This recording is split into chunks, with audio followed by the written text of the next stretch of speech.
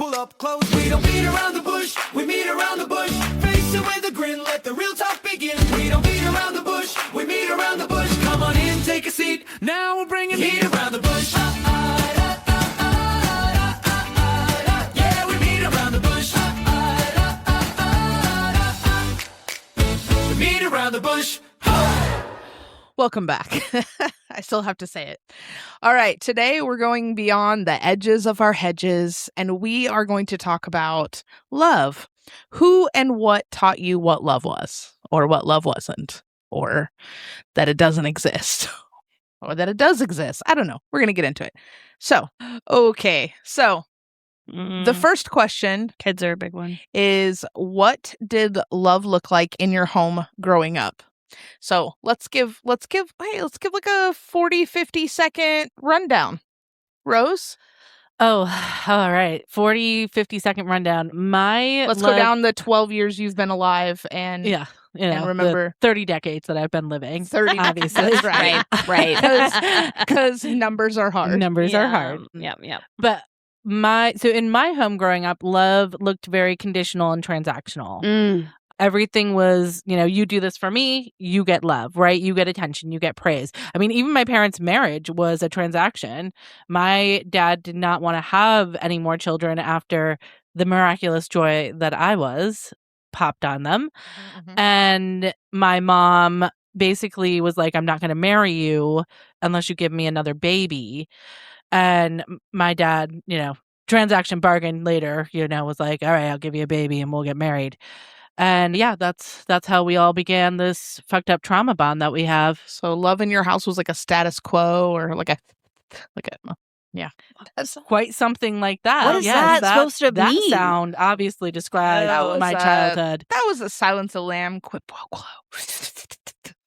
Nope. He does that with Please fava don't do that again. beans. Yeah, What did yeah. that I've never happen? even watched Silence of the Lambs. All right. No. It's fine. I'm very old. I won't even remember my childhood, so there's no point in going there. Ooh, Olive, what did it look like Totally. 15 years ago when Jot you that were a down. kid? Well, as we have discovered in other episodes, mine and Rose kind of copy each other. Yeah. And yours and Honey copy each other. We do our own So thing. I would say, as a younger child, like, I don't know, a baby to about 7, my mom was really patient. She was a daycare teacher, so she kind of parented like a teacher. She had a lot of patience. She didn't believe in spanking. You can't spank your daycare kids. Mm. So, and she grew up, with spanking, so she was very against that. How I would say, like, her parenting was just like out of the box. Like, it was, I would say, creative. I would say as I got older, it was more performance based. And I would say, like, some of the questions that we went over was love's spoken or assumed. I would say there was a little bit of both with that. The phrase in our household was, I will love you no matter what. However, The actions were what? as I got older, it was through performance and through actions. And my mom can only take so much credit for that. I know it's generational. That was how she was taught that love is earned. So that's kind of, similar to yours. It's Right. yeah. That's the biggest picture of our childhood home. My sister and I actually talked about it today, and both have very similar experiences. So it's kind of validating to have a sibling go through it too. To yeah. like, it's a hard thing to think about, and I don't think anybody did anything wrong either. It's just you do what you can at the time, right? Like, I go back and forth with that. Absolutely. Yeah, I struggle with that a little bit because I agree in one way of, like, obviously you do what you can with what you have, right? Mhm. And though I struggle, I think, with the flip side of that is, like, as a parent, you have a responsibility, I think, to make sure that you are educating yourself to be a healthy parent for your children. Yeah. Especially if you yourself knew that you did not grow up in the world's best environment and maybe you did not receive the love you needed as a child. Yeah, I I would swing hope back that- and forth like a pendulum. Yeah, I do Real all hard. the time. Like Yeah. there's understanding, and I think there has to be also sometimes a line Accountability. and accountability, Yeah. right? Because like it's okay to say, you know, I fucked up as a parent here, right? As long as you can take accountability. Because again, I can forgive you for fucking up if you can take accountability and try to do better and show me through action that you're willing to do better. But false words are false prophets. Yeah. What happens though when trying to do better just looks like a different form of fucking up? I would say that's what That's still happened with acceptable. me. Acceptable to an extent, I really do think that's acceptable. If you're trying Mm. and you're doing something different, and even if it's not, you don't have the forethought at that point because you're in it, right?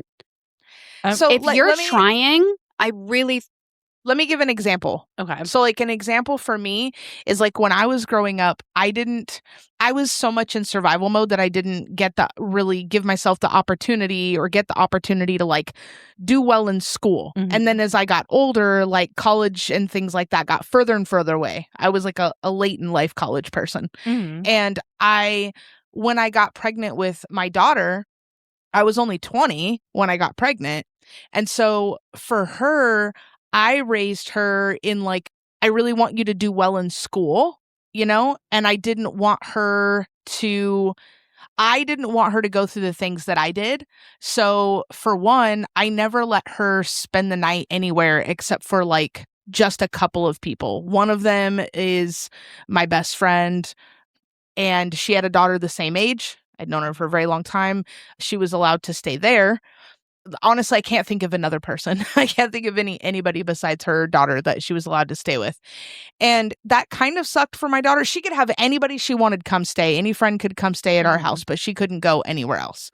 And I was also very hyper vigilant when we like went out to play. Like other parents would sit and like watch them play, but I was like a hoverer. I had to Ooh. be like near her. You're actually really describing me. Is that not normal? I'm I'm sorry not that I saying would that like some to. of it isn't, but from the perspective of my daughter, it kind of felt to her like she had to perform, right?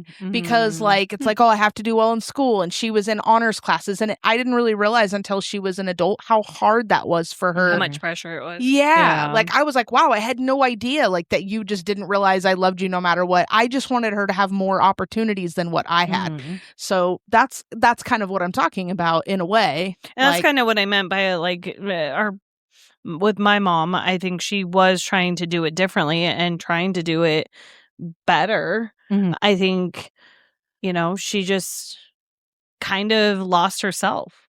She lost herself in all of it. Mhm. And she put us as priorities, and it was a detrimental to herself and her mental health, and it took more of a toll. Right. Yeah, and sometimes that's what kind of sucks too, is when you're trying to be a better parent and then you're pushing yourself so hard and then you're cranky and you're tired, right? Like if you don't want your kids to grow up poor, so you're working all the time, but then they grow up with an absent parent instead. It's Yeah. I mean, parenting is this is about love and now it's about parenting, but You guys are, yeah. I Yeah. would love to know about what love looked like for you in your early childhood. so I'm going to be really honest. I think my takeaway from my childhood was that I learned more about how to give love than I ever learned about how to receive love. And that makes a lot of sense because I'm quite elderly now and I'm still learning how to receive love. Anybody that knows me probably knows That's that. factual, can confirm. Can However, confirm. 44 is not elderly. Yeah, just to Yeah, way to clarify. throw Right. way to throw my whole age out there. You're welcome. I'm actually 22, but Maybe mentally. Yeah. Mentally. that's definitely 12. I was trying to give a little grace here. We all know I'm a 12-year-old boy. Anyways, yeah. So I would say love in my household. So love in my household was my grandmother paying for us to get our electricity back on so that we could have heat or food in the house, or feeding us kids because my mom couldn't afford it, or making sure to pay the rent so that we had a roof over our head. Maybe not turning my mom in for stealing lots of checks and racking her thousands in debt. Was she already deep in addiction at this point? Yeah. Yeah. You know, my mom really did come into addiction in, like, everybody's addiction story is rough, but we'll talk about that at another time. But yeah, so love also looked like me trying to calm my uncle down when he was freaking out. But that's what I'm saying. I learned more about Loving giving people love. at their worst. Yeah. I seem to be the only one that understood that assignment. I have a question, right? I hear what you're saying about like giving love. Were you giving love though, or were you giving like emotional support and regulation to adults? Mm-hmm. Well, That's what love I looked think, like. yeah. I think Okay, I think that's understand. factual. I see what Yeah. you're saying. Okay, Yeah, I see what ultimately you're saying. that is Two probably things can be more- true. Yeah. Yes, absolutely, yeah. absolutely. That's what it looked like then. Like, Right. Yeah. for me, loving my uncle meant reminding him in the midst of a rage for me to stay calm, Mm-hmm. right? And for me to stay calm and regulated, and to remind him that he could just simply stop Mm-hmm. and choose love. What is your trauma response? Are you a fawner? Sorry. I freeze. Okay, that's it was either it was Okay. it was between the two. Yeah. Would Or I fight. I like to Yeah. fight? I Wouldn't- like to fight. Oh, we know. I get a little kick out of it, you know? Says the prison rioter. I do like a good little riot. In all shapes and sizes and forms. But I am curious because this is I find this very fascinating, right? Like we Hope our listeners do too. Everybody, they're engaging. They're I mean, they're talking. yeah, Yeah. right? We are engaging trendsetters. Oh, okay. Bring your Oh. trauma to the bush. Oh, they're bringing the trauma. But I'm curious, right? Because like fight, flight, freeze, fawn, you know, those obviously are trauma responses, survival, right? But a lot of times, like that also coincides in like how you love and are loved, what trauma response you kind of use. And I guess I like when wondering, what if you weren't like any of those things? What if you were like a mediator? Does that fall under what fawning? Fawning. Really? Mm-hmm. I don't. So I was definitely a fawner. Yeah, that's what I was kind of wondering Yeah. because I picture you as a mediator. That's what I'm hearing when you're being Yes. like, I Be- spoke with because my She's the uncle, you peacekeeper. de-escalated. So Yeah, imagine exactly. Scarlett being Yes. a sponge, essentially in between and in between that- what? in between the grown-ups Oh, that a are rock and a hard place. yeah, Okay, that are yes. fighting at that Okay. point, or like I guess between the uncle and the rage, Yes. right? She is the sponge, She's the sponge. and that's part of like what fawners do. So like it's like I'll take it. Give it to me. Everything's Mhm. fine. Everything's great. Like it is Mhm. part of mediating, or Yeah. at least taking the brunt of it to like Mhm. make sure that person is happy. It is a lot of emotional Yeah. support. I mean, that's a lot to put on a child. It is. Yeah, it is. And I it's a lot to put on some adults. Like, can confirm. mhm. I'm going great. It's a There you lot So- for a child to recognize that they need to take that on Right. to keep the peace. Well, and it Mhm. was hard too because the weirdest thing, which I haven't actually given any real adult thought to, but the weirdest thing was that I was my uncle's number one trigger, Mm. punching bag, and the only one that could calm him down. Oh, it's so weird how that works. But I mean, Yeah. look at a lot of DV situations because that's very Yeah. Yep. similar. So my grandma was constantly like, you need to talk to him because you're the Mhm. only one that can like reason with him. Yeah. You know, so it so was it's being supported by the other adults in your life as well. yeah. Cool. Yeah. And love for me, loving my mom, I have a really hard time really feeling with my grandma, I felt loved. From my grandma was, you know, again, she made sure that we had food, she made sure we had house, electricity. She would every now and then have pep talks with my mom about how you need to like spend time with these kids Yep. and Same. feed them. and not have all these guys and, these things. And then letting me spend the night. I love spending the night with my grandma, Me too. Yeah, that was a safe space for me for a while. But with my mom, so with my siblings, it was taking care of them. I started taking care of my little brother when he was born. So I was 5. And then, so taking care of my mom's kids and then suppressing my own emotional needs. Yep. So that my mom didn't have to. Olive and I have kind of the same situation with our mom. We had moms who kind of laid on guilt trips.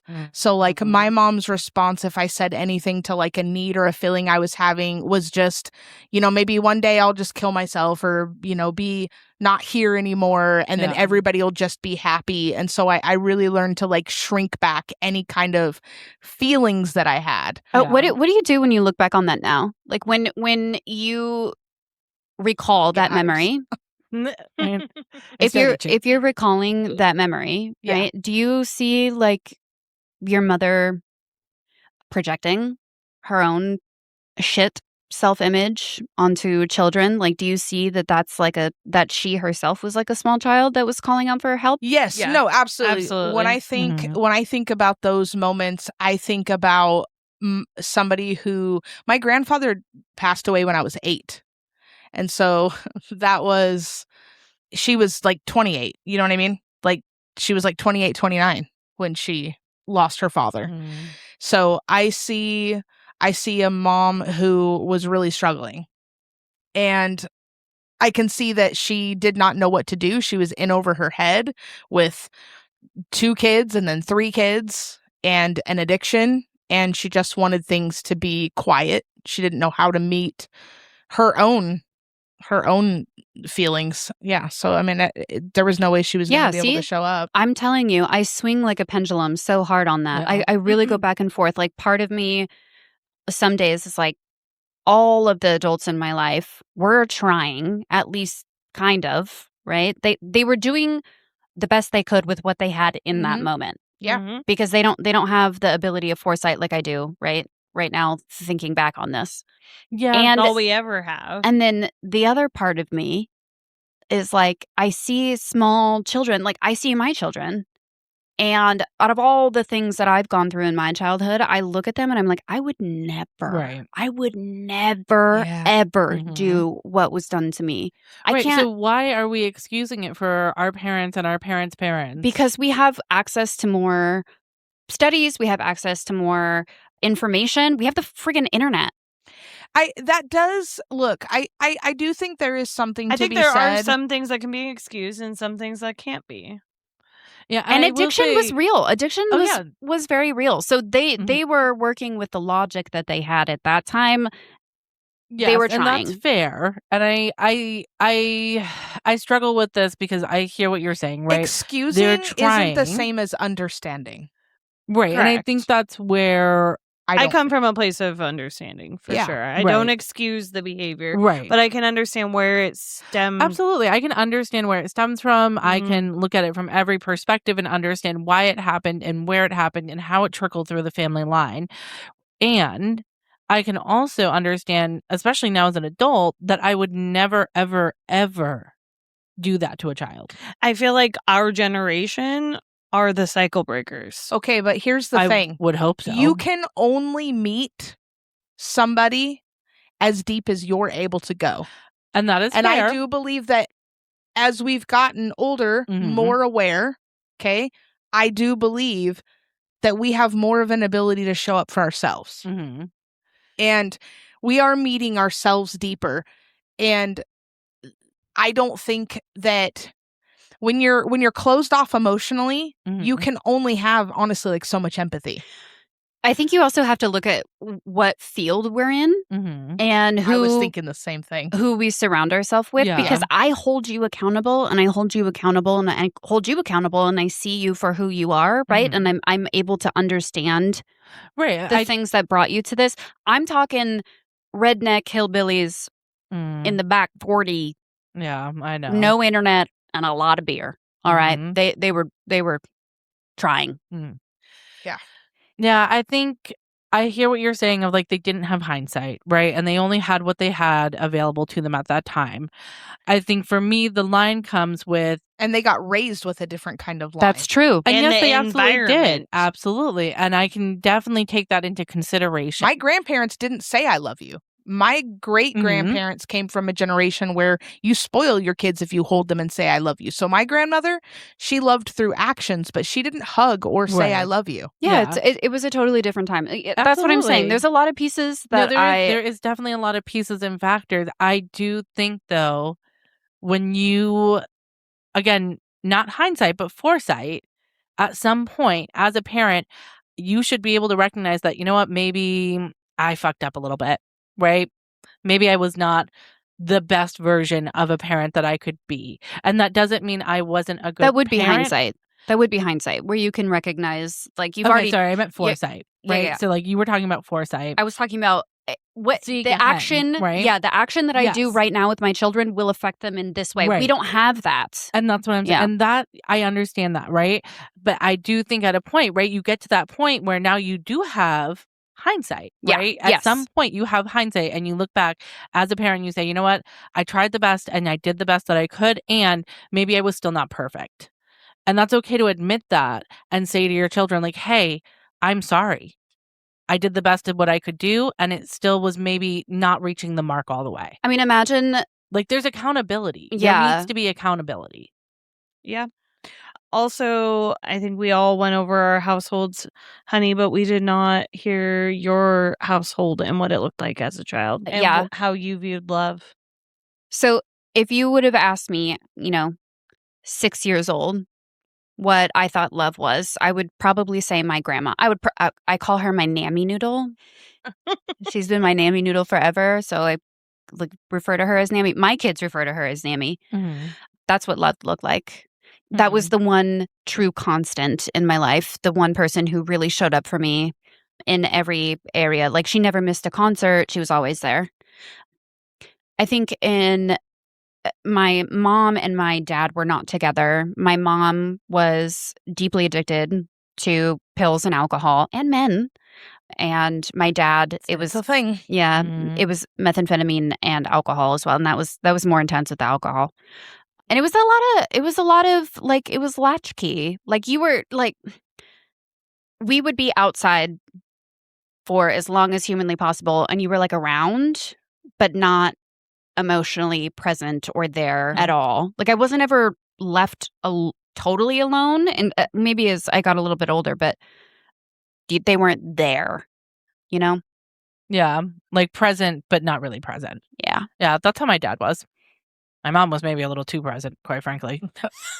She could have scaled back a My little mom bit. was in all my business. Yeah. Moms are funny like that. Especially Virgo There's moms. something. Yeah. Yeah, we all three had Virgo moms. Yep. Mm. Yeah, And my that's dad on was in trauma. Texas, so I didn't really. I saw My my mom dad is a- 3 weeks out of the year. A through and through Leo. She's a fiery Leo. I love Oh. a good Leo, though. You would love my Everything house. in our house is a Leo. Yeah, you're not allowed to hang out with my child, and you're not allowed to hang out with my mom Because you know we would take over the fucking world. because you would wind up in jail together. Our boys so. are Leos. Prison Listen, we have two wildly different concepts of taking over the world. All right, so I'm going to ask a question. I'm going to go through everybody. My question is, and sum it up in like a sentence or two. What would you say as a kid under the age, like 15 and under? Mm-hmm. What did love look like for you? What did you think love was? I thought love was a Disney movie, quite frankly. I mean, that's what I grew up on, and that's what I saw, and that's what I really, truly like. I went from watching Disney movies to just reading like straight romance and smut books. So I thought love was basically, I will surrender everything for you. Like, yeah, I will rescue you. I will take you to this perfect paradise.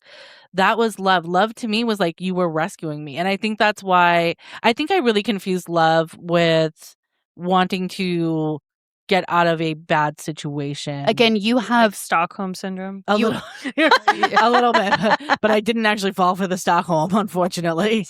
It probably would have Some made might my say. life easier. Some might say. you have the ability to look back on that now and think that, but at the time, Right. At the time, I didn't see it that way. I really, truly thought like love was your partner saving you and like making you whole, essentially, Got and it. bringing you happiness? All right, Olive. Oh, shocker.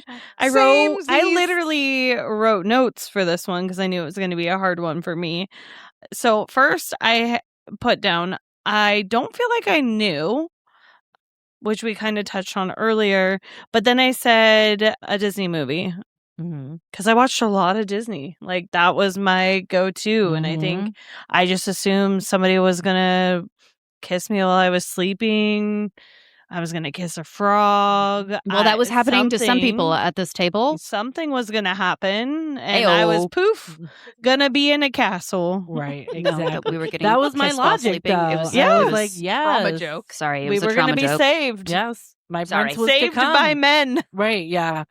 Literally, like golden armor, white horse. I had a whole vision. How wildly different it is. Yeah, Men yeah. didn't save me from Not nothing. for shit. What about you? Absolutely nothing.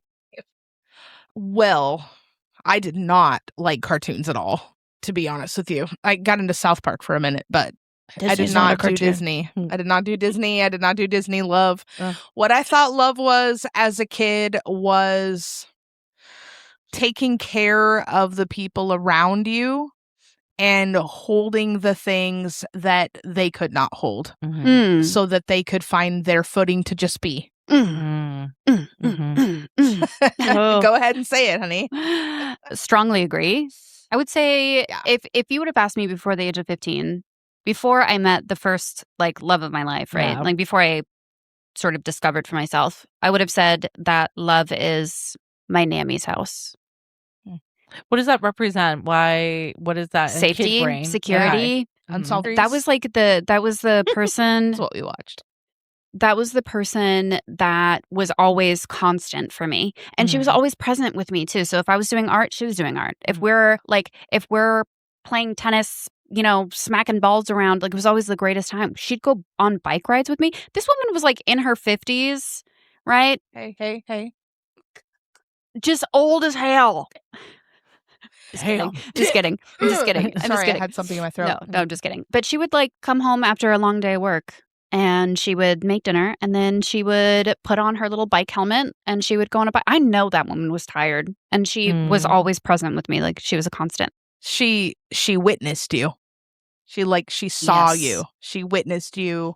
She did. That felt very unconditional. That love Yeah. was incredibly unconditional. Yeah. It still is. Well, then I guess we know who taught you unconditional love. Mm. Yeah. 'Cause Mhm. that's one of our next questions. Yeah, unconditional love. But I do have some like really surprising teachers Mm. Hmm. on who taught me how to love. I didn't feel like any of my teachers really liked me. That's Did- interesting that you're going straight to actual yeah, teachers. that's what I was thinking too. Sorry. Even I understood that one. Oh my Whoa. God. I was very literal there. I was did When the like- lady actually, autistic. I was also literal.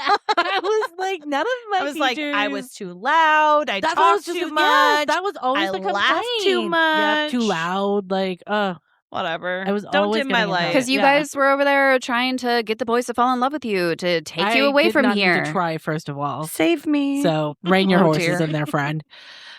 They came to me Yeah, same. because I'm a fucking delight. Don't make that face, Scarlett. Honestly, they I flock to probably you taught too. people No, nobody wants me. conditional love. You were somebody's Conditional. lesson. You were somebody's lesson. Some might say multiple people's lessons. Okay. Some might say that. Saying it's just one person. Main person who taught you unconditional love? My aunt Virginia. Your Aunt Virginia. Okay. Yeah. All right. My mother.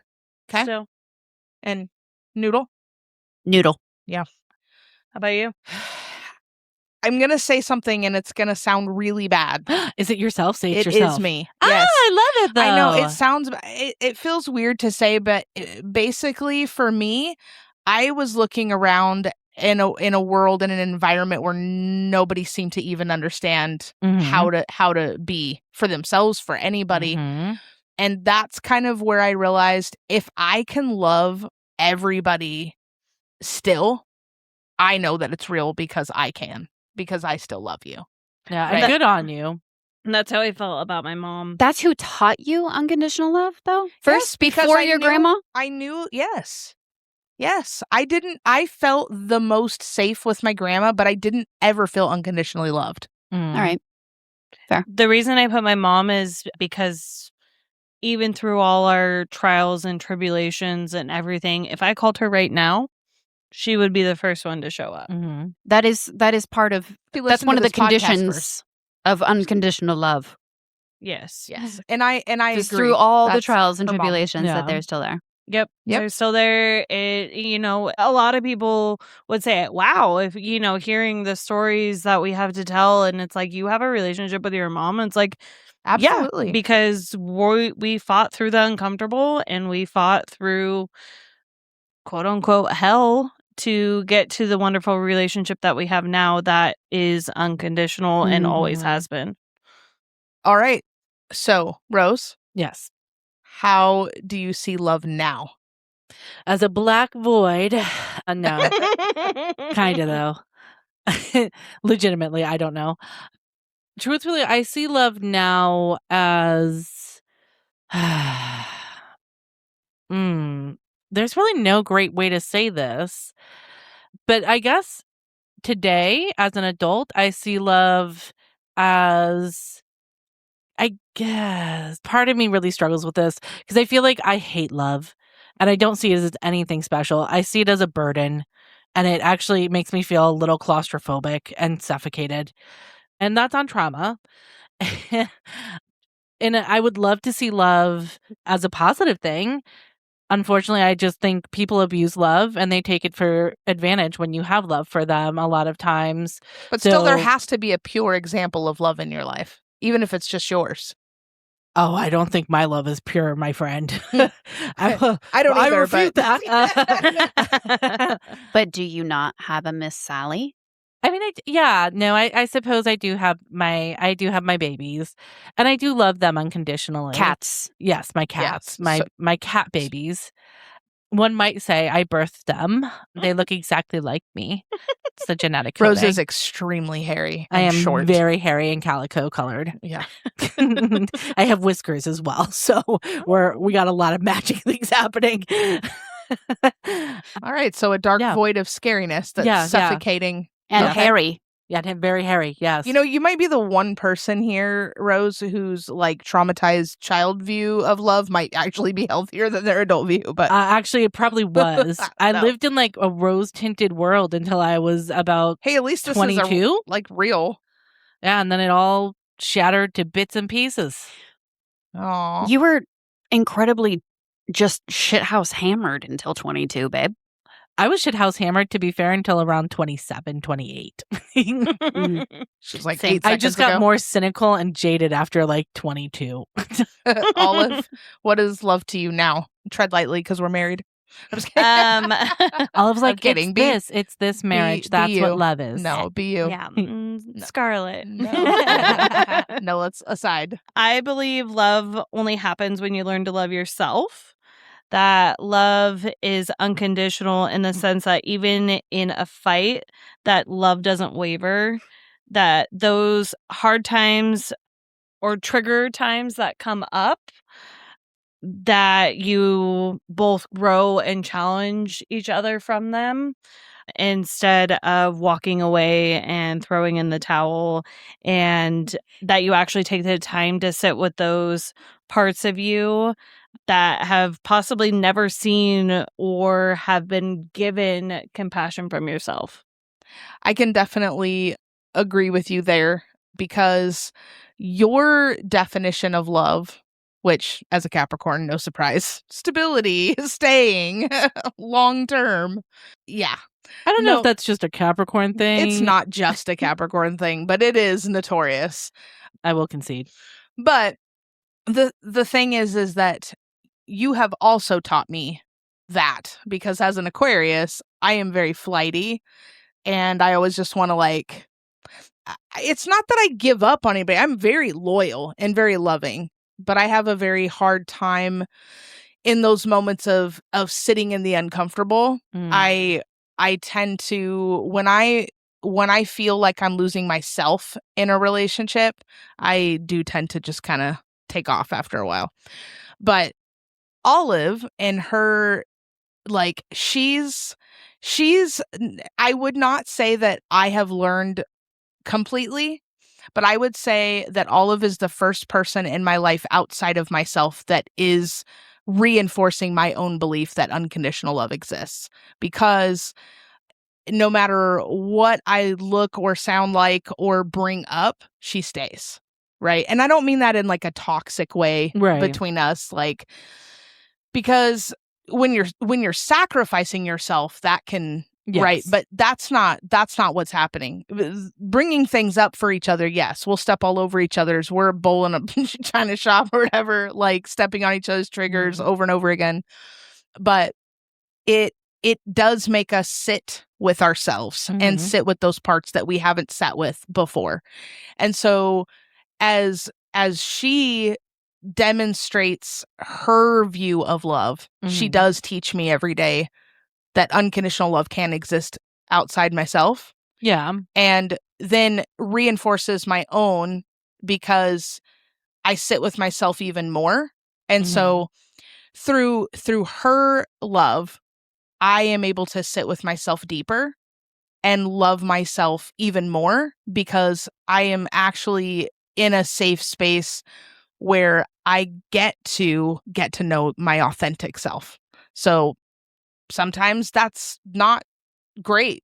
Sometimes Not always pretty. Sometimes that looks like me yelling because I never got to fight. Right. Sometimes that looks like me shutting down and saying I'm not going to hold all this. Or that sometimes it's simply me saying this is horseshit and not fair, because those are words I never got to say before. Right. And I get to say them because I feel safer now, because of that loyalty and that the way that you view love, right? So I think, yeah. So that's, I view love the same way at this point. Like my view of love would be stripping the expectation from what we feel like love is, right? And just allowing ourselves to be raw and vulnerable with ourselves, and being able to let whatever version needs to come forward be loved. I believe that the harder something is to hold, it, the more love it needs, not less. So I agree. Honey Bunny, What do you what does believe? love look like now? I don't think it looks like being with the people that are closest to me. So in my case, it would be my partner, it would be my children, it would be my mom, and it would be my grandma. Like very small family. But it's not words though. It's a feeling, and it's usually very quiet. It's just being present. And it's a lot of it is internal. So, and we don't have to say I love you. I mean, I like it when we say those things. Like, I don't want to get off the phone with my children. Like every single time we have a conversation, we end up with I love you. But for me, it's not really about words. It's not about what we say. It's not about stomping our feet or Just any of that. being able to just simply be. Yeah, without having to have those words. I think it like transcends language even. It's an internal feeling, and to be at that place with them where we don't have to talk and we feel it. We just feel it. I love that. Yeah. Well, sometimes we can just be, and that can say more than anything. Just a safe place to be. I know here in my relationship now that I can just be. I can be angry, I can be grumpy, I can be annoying, I can be sweet or not. And I mean, but maybe it doesn't even have to be words. That's what I'm saying. I just, no matter what I'm feeling, I'm just loved. It might be loved from the couch while she's in here on the bed. That's fair. I was just talking to my eldest daughter yesterday about the friendships and showing up for the people that we care about, and talking about how just because she has a best friend, right? And that doesn't mean that you're never going to argue with them. That doesn't ever mean that you're going to not disagree with what they're saying, and being there anyway. She doesn't have a version of love other than her family. So that friendship is her first feeling of like really caring deeply about somebody that isn't related to her. Right.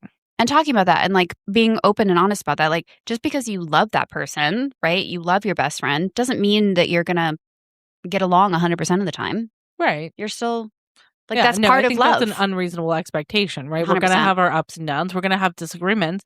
I think what you were saying was really interesting about this like quiet sense of love, where like I think you can have those arguments and those disagreements, and again that love is still there and the argument isn't like hurtful, it's not disrespectful.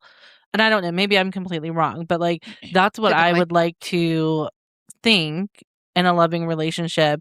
And again, not a perfect one, because maybe you do still say like fuck you sometimes, but it's with love, you know? Absolutely. Yeah. No, that's what I'm saying too. Like, don't get it twisted, because I still, that's why I say like Olive hasn't taught me about unconditional love, because I'm still learning that exists outside of myself. Mhm. But I've had to sit with myself in almost every fight going, this is it. Love is Right. going away. Right. This is like the end of the road. We're done now. And when she's in the complete opposite, like she looks at me literally like I'm crazy Mhm. and is like, what do you mean? Like, I can be angry at you and not want to talk to you or see you right now and need some space and still completely love you and want to cuddle you. I just don't want to hear anything you have to say right now. Right. Don't talk to me. Yes, cuddle me. Don't say because anything. love right? is, to me, love is more of a feeling. Yeah. And Than it's words. constant.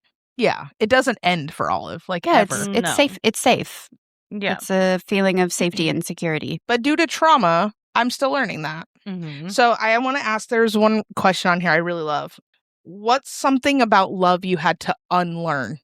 I really love this question. Ooh, there's so many things. I know. I'm just wondering if there's anything that like pops out. Yeah, our Disney Because girlies. I have a big one for me. So I think that resonated Well, with then me. you go first. Oh, yeah. Okay. Something I had to unlearn was that love would ever require you to shrink Mm. or to silence yourself or to abandon yourself. Mm. Because while I understand there can be a place to allow someone the floor and validation, I also feel now that love is quite the opposite. Love means standing tall like a tree and just owning who you are and giving, even if it's uncomfortable for others, giving them that silent permission to do the same.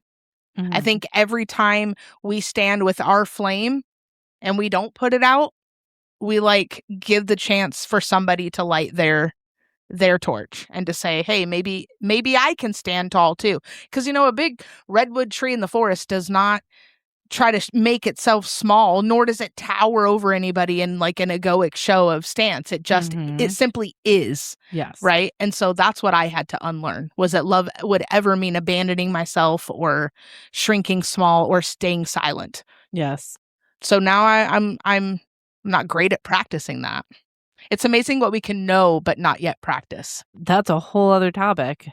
Yeah, it definitely is. I think one of the things that I needed to unlearn is possessiveness and jealousy didn't mean you were loved. Mm.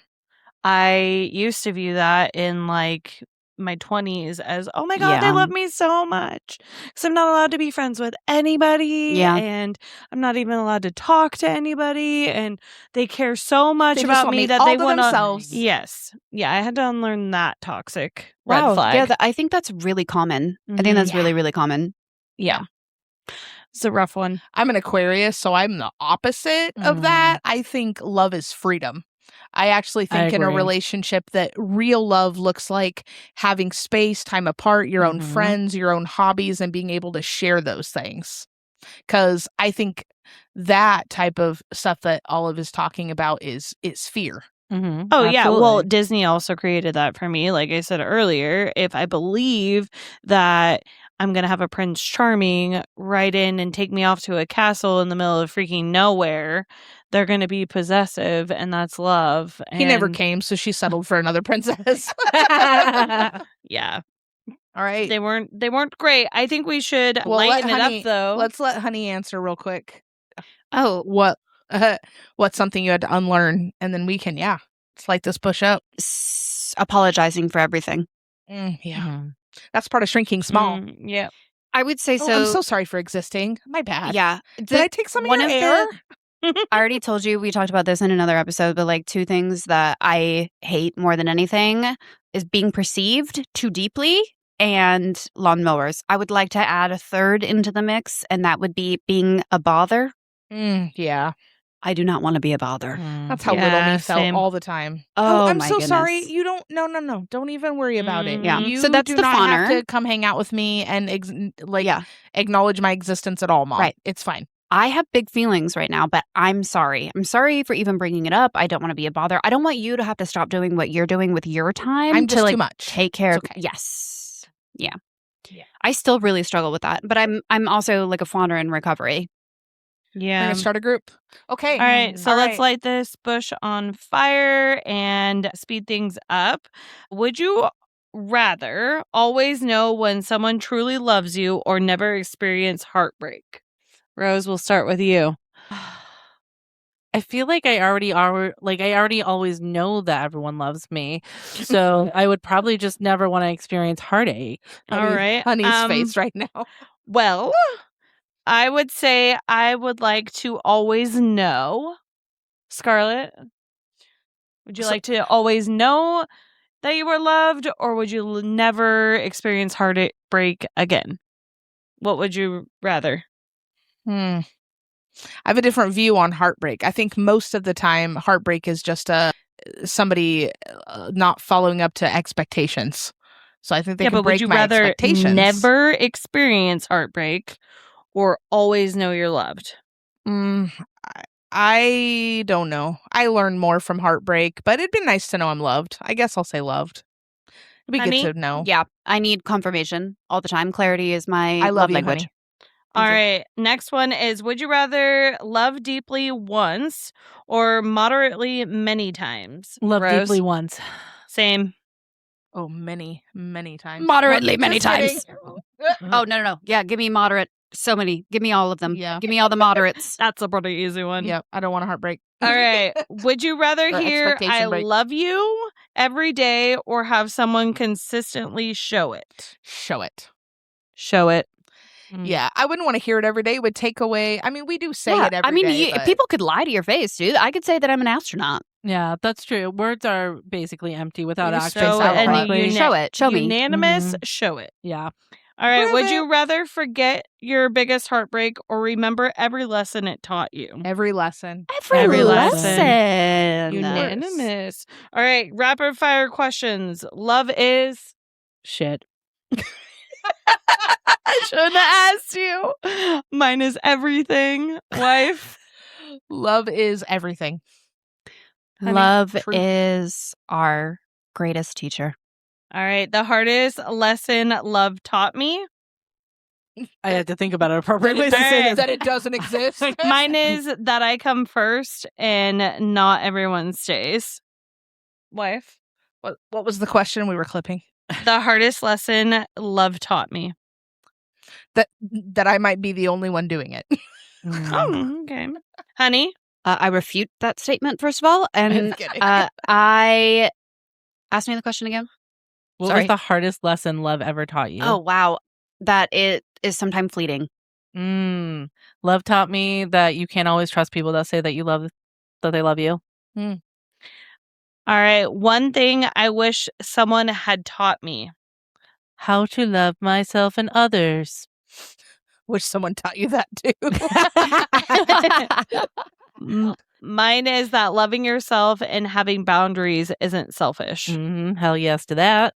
Yeah. Double thumbs up. Yeah. I mean, that you don't have to shrink small or abandon yourself. That's yours. Yeah. Honey.